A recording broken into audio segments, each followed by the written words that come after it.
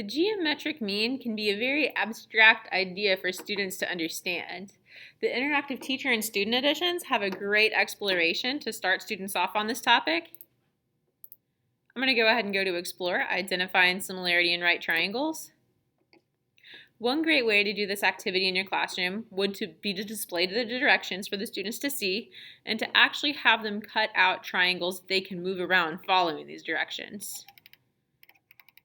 So here they're dividing a triangle into two smaller triangles by drawing the altitude from the right angle to the hypotenuse. And then they're able to rearrange those triangles and match them up so that they can be compared. This is going to allow students to very concretely see how the triangles are similar.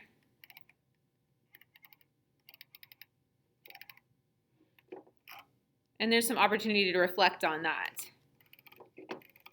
So once you've established that the triangles are similar, there's a lot of opportunity for practice in here.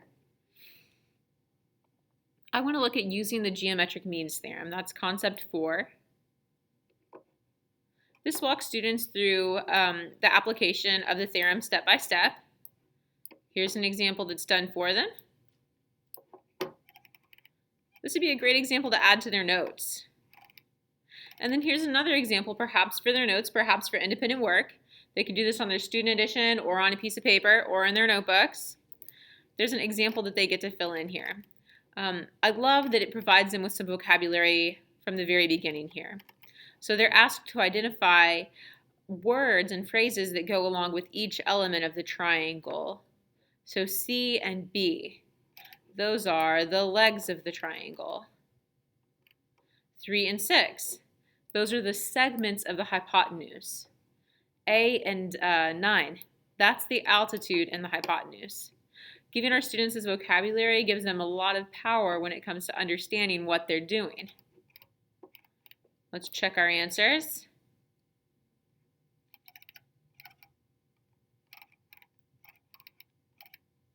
Now we're actually going to use the geometric mean theorem. So here we're comparing 3 to B. That means that now B is going to be the short side, and 3 and 6 are going to be our hypotenuse. 3 and 6 is 9. And then here we're multiplying by the product of the denominators, so we're multiplying both sides by 9b. Let's check the work there. And the first step is done.